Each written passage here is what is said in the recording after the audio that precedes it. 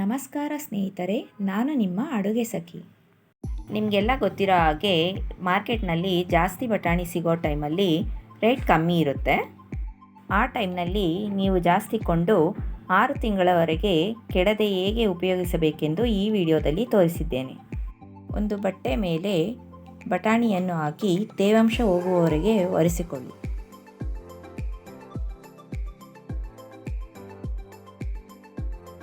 ಮೂರು ರೀತಿಯಲ್ಲಿ ಇದನ್ನು ಜಾಸ್ತಿ ದಿನಗಳವರೆಗೆ ಶೇಖರಿಸಿ ಇಡಬಹುದು. ಮೊದಲ ರೀತಿಯಲ್ಲಿ ಸಣ್ಣ ಸಣ್ಣ ಪ್ರೆಸ್ಸಿಂಗ್ ಕವರ್ಗೆ ಈ ರೀತಿ ಬಟಾಣಿಯನ್ನು ತುಂಬಿಕೊಳ್ಳಬೇಕು.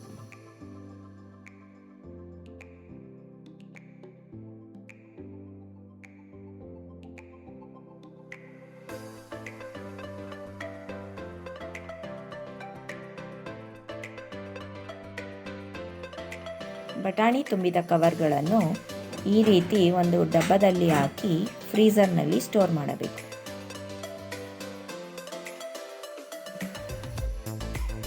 ಇನ್ನೊಂದು ರೀತಿಯಲ್ಲಿ ಒಂದು ಡಬ್ಬಕ್ಕೆ ಟಿಶ್ಯೂ ಪೇಪರ್ ಹಾಕಿಕೊಳ್ಳಬೇಕು.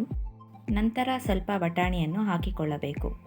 ಇದಾದ ಮೇಲೆ ಅದರ ಮೇಲೆ ಇನ್ನೊಂದು ಟಿಶ್ಯೂ ಪೇಪರನ್ನು ಹಾಕಿ ಇದೇ ರೀತಿ ಪ್ರೊಸೀಜರ್ ಮುಂದುವರಿಸಬೇಕು.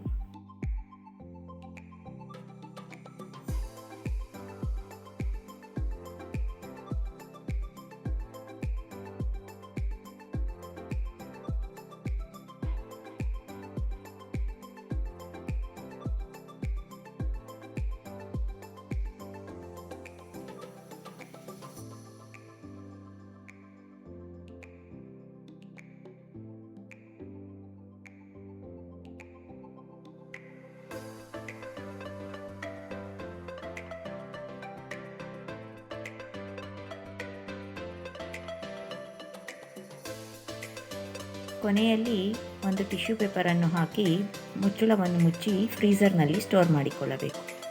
ಮೂರನೇ ರೀತಿಯಲ್ಲಿ ಇನ್ನೂ ಸ್ವಲ್ಪ ದೊಡ್ಡ ಪ್ರೆಸ್ಸಿಂಗ್ ಕವರ್ ತೆಗೆದುಕೊಂಡು ಬಟಾಣಿಯನ್ನು ತುಂಬಿ ಡೈರೆಕ್ಟಾಗಿ ಫ್ರೀಝರ್ನಲ್ಲಿ ಸ್ಟೋರ್ ಮಾಡಿಕೊಳ್ಳಬಹುದು.